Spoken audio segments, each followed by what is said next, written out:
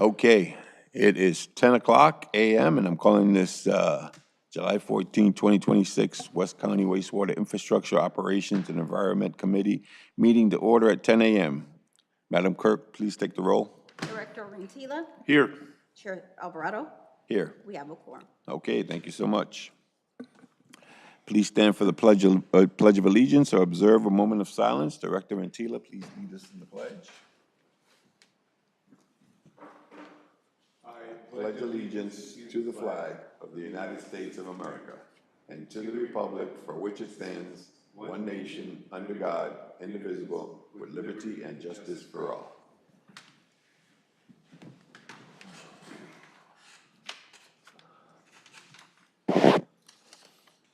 Okay, now is the time for public comment for any items not on the agenda. Madam Clerk, have we received any public comments? We have not. If anyone has public comments for items not on the agenda, please approach the podium or raise your hand in Zoom. Seeing none, we have no public comments. Okay, thank you so much.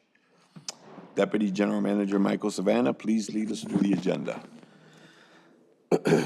Item 1 on the agenda is to accept the minutes of the June 16, 2026 Infrastructure, Operation, and Environment Committee special meeting. Madam Clerk, have we received any public comment?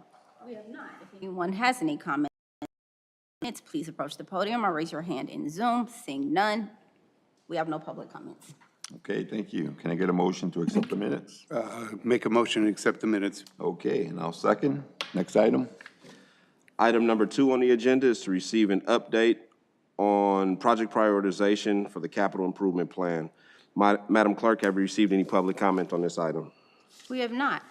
If anyone has any comments on item 2, project prioritization update, please approach the podium or raise your hand in Zoom.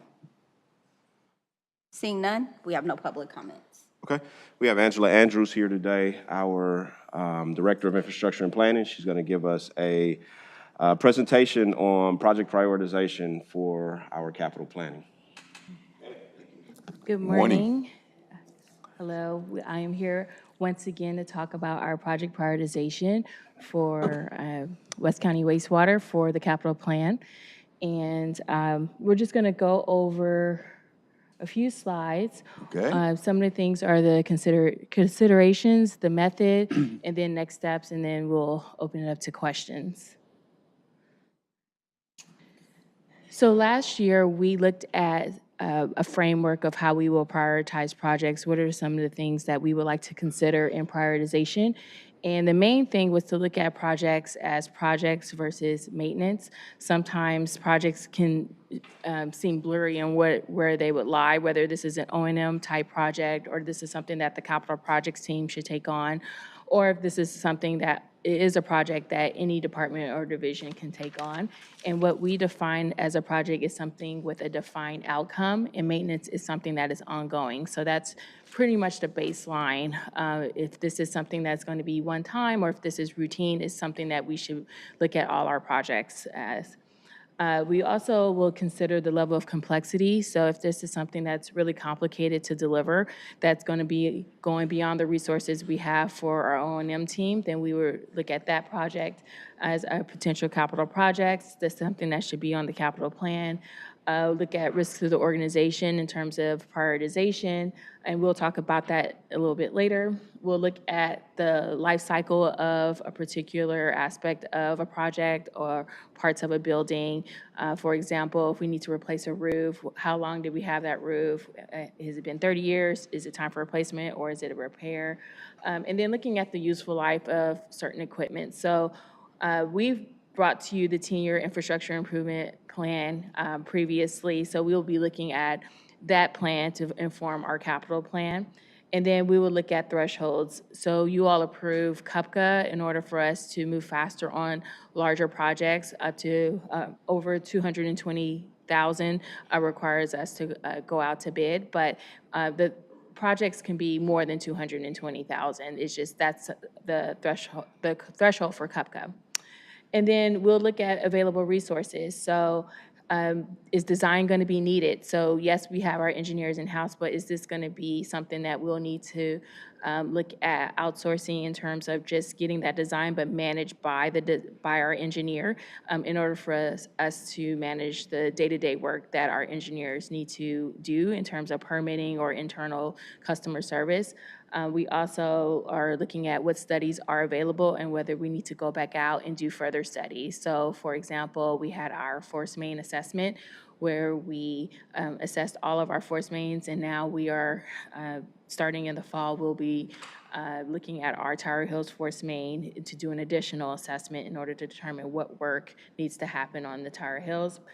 Those are the examples of studies that we are looking at in order to inform what work we need to do.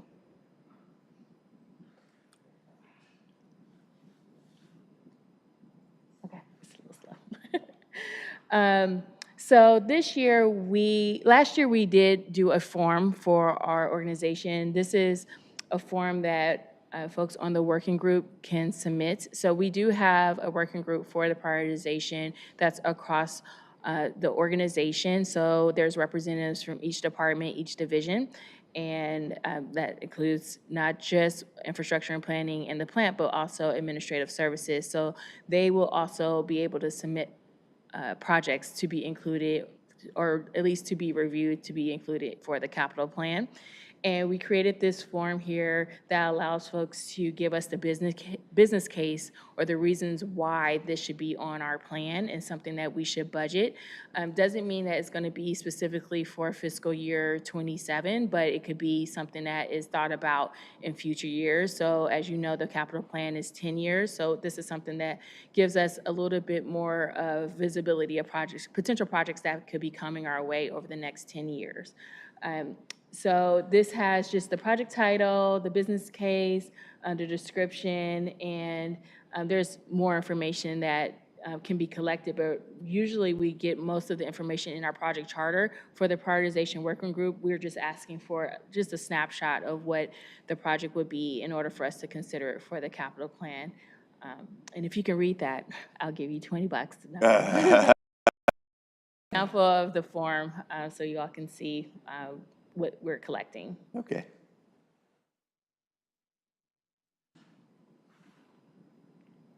Okay. So this, I think this should be on the capital plan, a new remote. So this is our consequence of failure is something that was created for the 10-year infrastructure improvement plan. And we are looking at this prioritization method to match what is being looked at for the capital plan. And so there are the previous prioritization method is very similar to what was identified in 10-year plan, but this will give us the same scoring system. So anywhere from the risk being very low to the risk being very high, so it's from 1 through 5.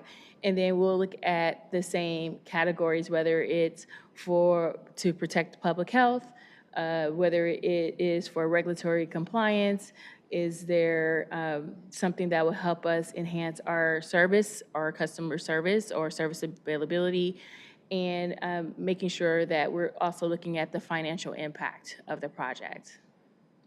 So those are the 4 categories. And again, we had something very similar in the previous method, but this would have us speaking the same language. And then also, I'll speak to the weights. So there's a higher weight of 30% on protect the public health. So it's 30% there, 30% on the compliance, 20% on the service, and then 20% of financial impact. So all of these are pretty important. Mm-hmm.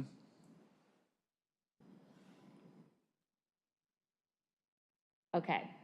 So this is our roadmap. So we are currently at the new project submission phase. So we had a working group where we discussed what prioritization would look like. We are collecting business cases today, and then we'll have a second working group ranking on July 21st. I'll present the working group review to ELT. The group knows that these are recommendations. Just because we are submitting these projects to be on the 10-year capital plan does not mean that it will actually be on there. It will have to be approved by ELT to be, actually ELT will approve a recommendation because you, the board, will actually approve the projects to be on the capital plan.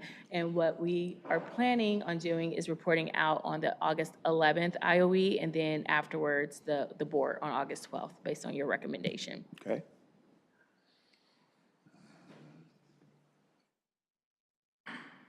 Okay, any questions? Okay, thank you so much. Director Mantilla, questions, comments? No, I do have a comment. I'm just, times have changed, and, you know, as opposed to using pencil and paper, we're using AI and technology, and with that comes a certain skill set that not everybody has, and so I appreciate all this. I think it needs to be mentioned a little more often, because you just can't hire someone off the bus stop to do what staff is doing nowadays. So I appreciate that. And the scoring system you spoke about, can you talk a little bit more about that?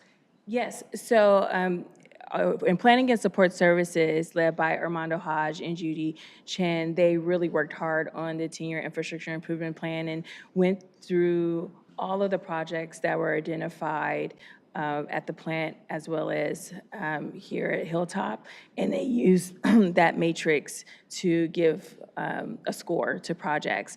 And we've already have a scoring system for our sewer replacements as well as our force main. So this rubric will be a way for us to apply across all projects. Now, there might be some things that may not necessarily apply, but the main thing is getting a score that makes sense and making sure the matrix makes sense for each of those projects. So if this is something relatively simple, compliance may not be the factor there, but if it's a financial implication, then we might want to consider that a higher rank for whatever reason. So we will look at 1 through 5, but in those 4 categories, and see which in those 4 categories that they are higher rank, and then we would order them and then prioritize the list. Thank you. Appreciate it. Well, thank you for the report. And our Sorry. Deputy General Manager.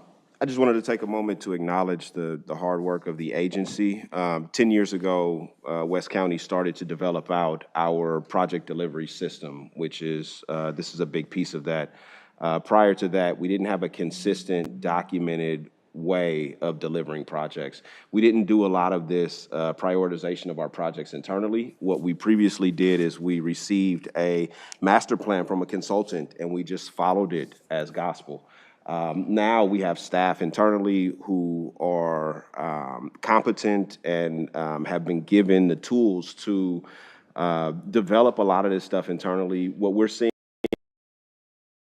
is the organization talking about what needs to happen. The boots on the ground that are familiar with the infrastructure, familiar with the issues and the concerns that we have in the organization, actually weighing in on the prioritization, which is directly impacts where we spend our funding for our capital plan. So thank you, Angela. Thank you to the rest of the organization that has either helped in developing or helped in supporting the development of this system, because it really has been a labor of love across the organization. There isn't a single division in the organization that hasn't participated in either developing or building and growing this system. Go ahead. Yeah, I just wanted to make a quick statement. I appreciate the fact that with technology and the staff that were proactive, we have the ability to be more proactive than reactive, which is a cost savings to our ratepayers. So I appreciate all the work. Well, I just wanted to say before Michael began to speak, you took the words right out of my mouth. We've come a long way. And this is before your time, Director Antila, but the agency used to depend on consultants. And now we've come a long way where we're basically under our own control. We're doing our projects, and that's due to the leadership, especially since Andrew became the GM. We've come a really long way in that. So congratulations to West County. And people need to know that. that we have, we are in control of our projects now, which is very refreshing. So thank you.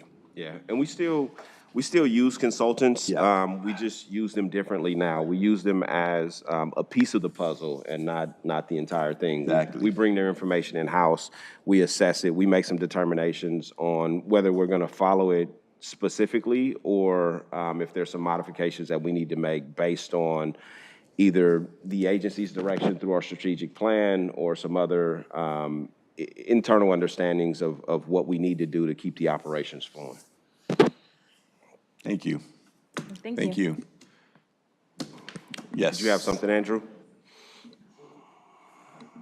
Thank you, Michael. Morning. Morning. Andrew Cloud, General Manager. Morning, Chair Alvarado and Director Rentila. Yeah, this is greatly appreciated to the point where we've gotten now, where we're able to do this and prioritize. You see all the different factors that come into play, and another force main just failed, and a lot of that prioritization can change in a hurry because we Right. only have so much funds in the capital program. So the other part of the delivery system, as Michael was talking about, is this is what we would like to do with this amount of money that we can plan for, but things will come. External forces will sometimes change that, and there's flexibility within there to reprioritize it, Right. and that's what we'll then do at that time. But it's a big step forward, and really appreciate your support as well. Thank you. Thank you. Okay, next item, please. Item number 3 on the agenda is to receive an update on the Foster Lane Sewer Realignment Project. Madam Clerk, have we received any public comment on this item? We have not. If anyone wishes to comment on item 3, Foster Lane Sewer Realignment Project Update, please approach the podium or raise your hand in Zoom. Seeing none, we have no public comments. So we have with us today Fernando Monroy, who is an associate engineer here at West County. Fernando is going to give us a project update on our Foster Lane Sewer Realignment Project. As we know, this is a really critical project and one we've been working on for a long time at West County. Good morning. My name is Fernando Monroy. I'm an associate engineer here at West County Wastewater, and today I'm going to talk about the Foster Lane Sewer Realignment Project.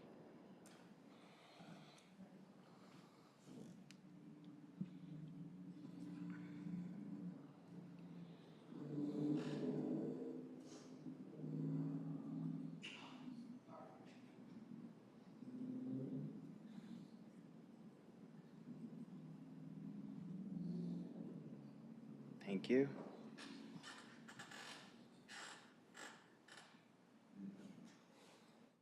So, quick overview of the agenda. I'll talk about the project background, the current status, and the recommendation for this project.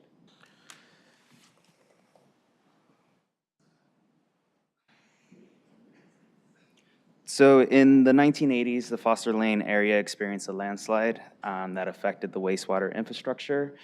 As an interim solution, West County Wastewater constructed a temporary lift station to serve 6 homes. In 2016, Harrison and Associates was engaged to assess West County Wastewater's lift stations, and based on their evaluation, they recommended upgrading the Foster Lane lift station. In 2021, KSR redesigned a portion of the Foster Lane sewer main, replacing the existing force main with a new gravity main that ultimately eliminated the need for a lift station. West County Wastewater executed easements, agreements with the affected residencies that included contractual commitments to undertake the landscaping improvements. The landscaping design associated with the project would require engaging a qualified consultant to develop the construction plans and specifications. While KSR completed the design for the sewer realignment, the package did not include technical specifications, nor it included landscaping design and the restoration specifications for those affected backyards. As a result, additional engineering and landscaping documentation are needed to support the project bidding, construction, and property restoration. This exhibit here shows the proposed work for the project. This project proposes to abandon the existing station as well as the force main. This project also proposes to install a 8-inch gravity main along Foster Lane, and it will go in between the properties at 4182 and 4190 Foster Lane, and ultimately tie into an existing gravity system behind the properties. This project will also connect the laterals of those 6 homes that was being served by Foster Lane into the 8-inch sewer main.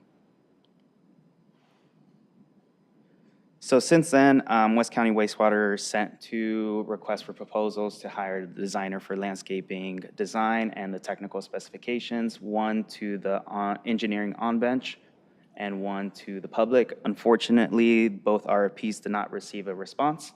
Therefore, we negotiated directly with Alisto to provide sewer specifications, landscape design, and the specifications for that landscape design. On June 15th, 2026, Alisto provided a proposal for the sewer specifications, the landscape design, and the landscape design specifications. Staff is seeking the IOE's committee recommendation to forward the contract with Alisto for the sewer realignment specifications, landscape design, and the landscape specification to the Board of Directors for consideration. The total spending authority for the board's consideration is $108,734.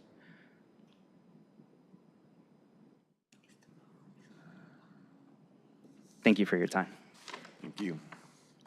Director Antila, questions, comments? My only question is, what city is this in? This is in El Sobrante under District 4. Okay. El Sobrante is a district? Or, excuse me, I guess, yeah. like city of Never mind. Contra Costa County, yeah. Thank you. Okay, so what do you need us to do? Make a motion to move it? Please. I'd like to make a motion that we move this item to our board meeting. And I'll second that. Just for information, this is on the consent calendar for tomorrow. Just wanted you to be Tomorrow's aware. meeting. Yes, Okay. it is. Okay. That's why it looked familiar. Okay, next item. Andrew, you have something? Yeah, come on. Thanks, Fernando. Hello, Andrew Cloud, General Manager. I can't help myself. Michael, could you, I don't know if you saw my email from earlier, but could you talk just a little bit to why, what the consultant is doing here and what staff is doing on the design and why we would have a consultant do the design? Sure. So the consultants have already done the sewer alignment design. And that sewer alignment design was done a long time ago. There, as Fernando mentioned, there are some components in there that were not picked up during that original design. What we're now bringing in a consultant to do is to write the specifications for that design, as well as to do some design work for the landscaping portions of the project.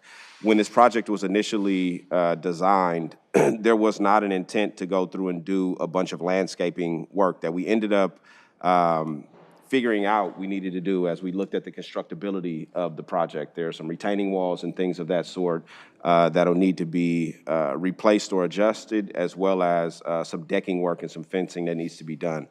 A big piece of why consultant is really useful in this situation is just the structural engineering components that come with the landscaping work that'll need to be done. It's not a specialty that we have in-house. We have great engineers like Fernando and Armando in-house, but they're really generalists, and they do a really good job of scoping these things, reviewing a lot of the engineering work that comes in. But we tend to go out to consultants for specialized work like the structural engineering, things that are going to have a significant impact if they fail. We really want to make sure that we have the right folks doing that design work, and we don't buy off or buy any additional risks that we don't necessarily want to carry or aren't prepared to carry. Makes a lot of sense. Any questions about that, Director Antila?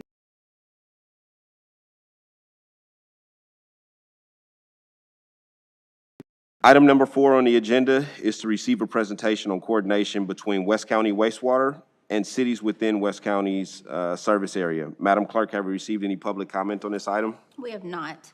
If anyone wishes to comment on this item, it's agency coordination, please approach the podium or raise your hand in Zoom. Seeing none, we have no public comments. So we have today Judy Chen, our Capital Program and Engineering Manager. She's going to give this committee a brief update on some of the work that we've done to build relationships with partner agencies in the area and how we coordinate with them on a regular basis. Thank you, Judy. Good morning. Good morning, morning. Chair Alvarado and Director Rentila. My name is Judy Chen. I'm the Capital Program and Engineering Manager with West County Wastewater. Today, I would like to present you the agency coordination between West County Wastewater, cities, and county. And this is the request from one of the board member that would like to know what's our strong tie and partnership with our surrounding agency and partnership. Just to give a little bit overview of West County Wastewater, we maintain and operate 249 miles of gravity system. We maintain and operate 6 miles of pressurized pipeline and 17 lift station. We serve about 34,000 residents. And also 900 commercial and industrial with roughly around 100,000 residents. Now, within our service area, we provide wastewater service for the entire city of San Pablo. We provide the wastewater system for the entire of the El Sobrante area, which is the incorporated area with the jurisdiction of Contra Costa County. We service a portion of city of Pinal, and we serve a portion of city of Richmond. So this is just a graphic to show where is our service area and what jurisdiction that we serve the wastewater systems. And I also presented in a different district. This is referencing to the district that the board serve too. So with all the jurisdiction in our service area, we continue to coordinate as needed, project-driven, or we handle the quarterly meeting on the yearly basis. So with the Contra Costa County,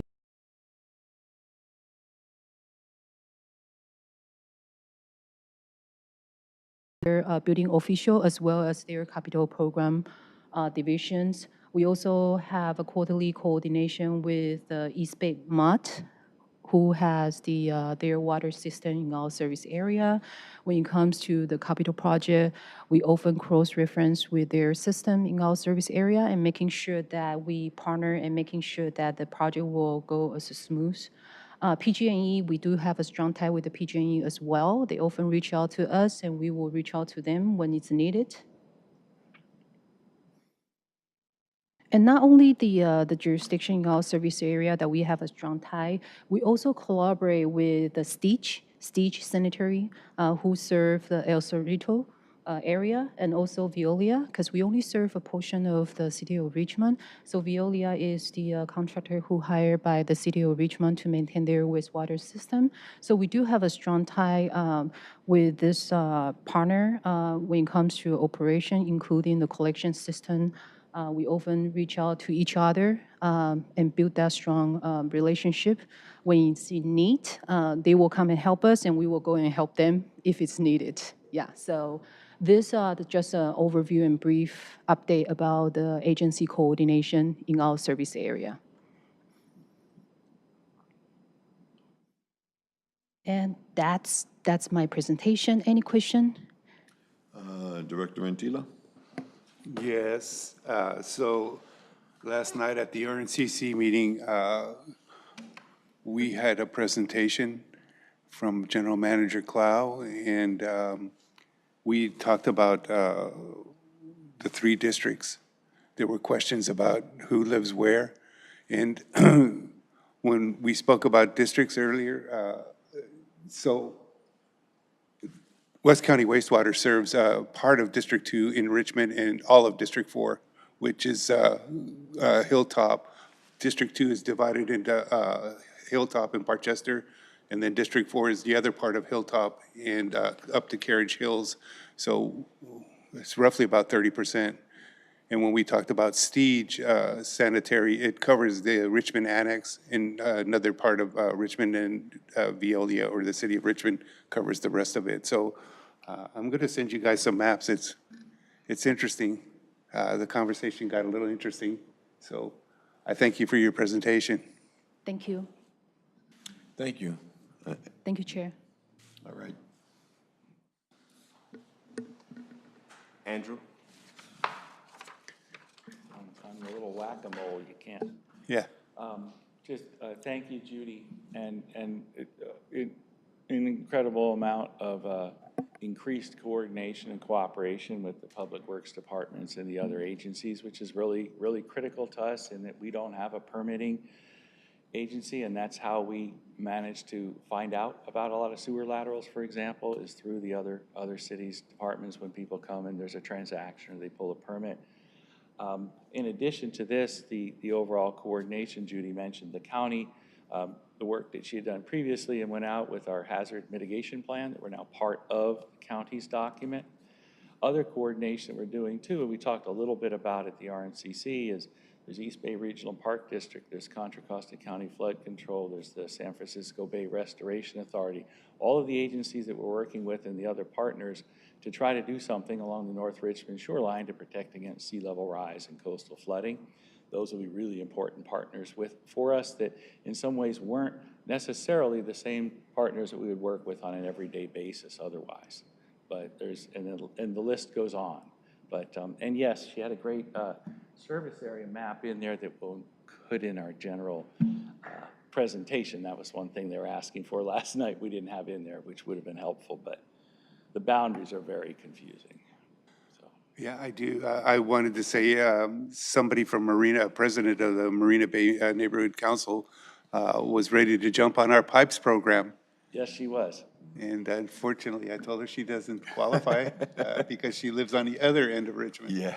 So, And it was cute.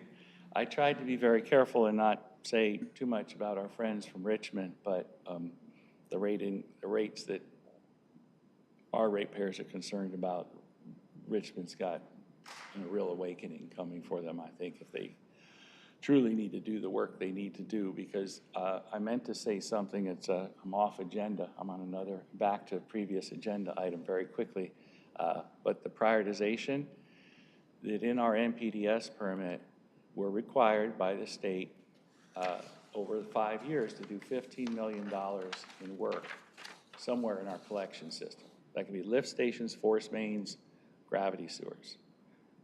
We're in the same permit with the city of Richmond. We have a joint permit with the joint outfall.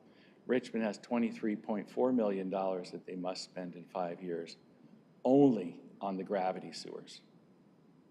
Anything else that they do has to be on top of spending that just on the gravity sewers.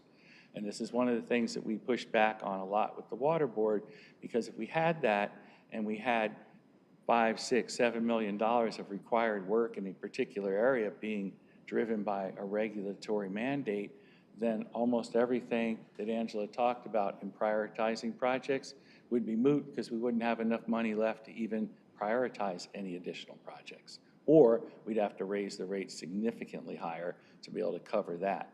But because of the work that we've been doing and the work we did over the last 5 to 7 years, as Michael talked about, we could have that conversation with the water board, and they were comfortable saying, no, $15 million somewhere in your collection system, which did not impact our prioritization, because our prioritization would have already identified at least $3 million within our collection system.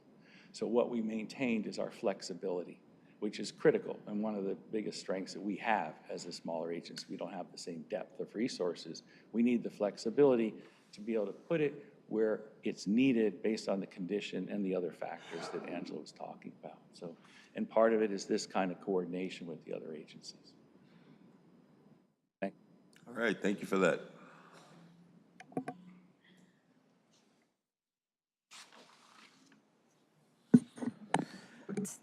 Next item on the agenda is item 5, reports on issues or matters pertaining to the work of the committee. Madam Clerk, have we received any public comments on this item? We have not. If anyone wishes to comment on item 5 reports, please approach the podium or raise your hand in Zoom.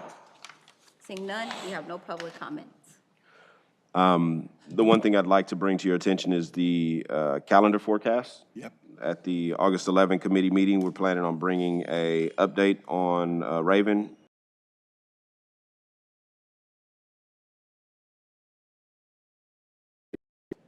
Okay. Fantastic. I think Robin has a note on the calendar. And just another thing that we should probably discuss, as you know, the board after August 12th will be on recess. And so we're the 11th is before the 12th, so I think we are going to go ahead and have the August 11th meeting. Sure. But I just want to confirm that the September one, did you want to cancel that one? That one we'll probably cancel, Okay. Yeah. All right. Thank you. unless something comes up. Okay, all Then right. we'll, yeah. Okay, so do committee members have anything else for a future meeting?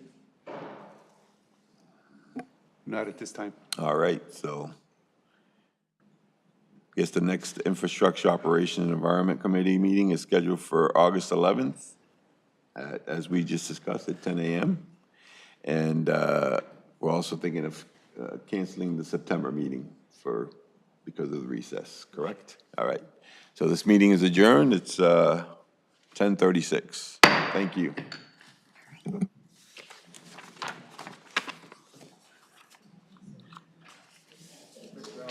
Yes. Mr. Rentila? Either of you met Dominic? I have not. How are you? Pleasure. What's going on? Well, you can tell me what to do and. My role right now is OIT, Okay. so the operator. I started off as an MIT. So I did the whole MIT presentation last year. Let's see, September of this year, I marked 2 years of being here with the company. Wow. I love it. Just learning a lot.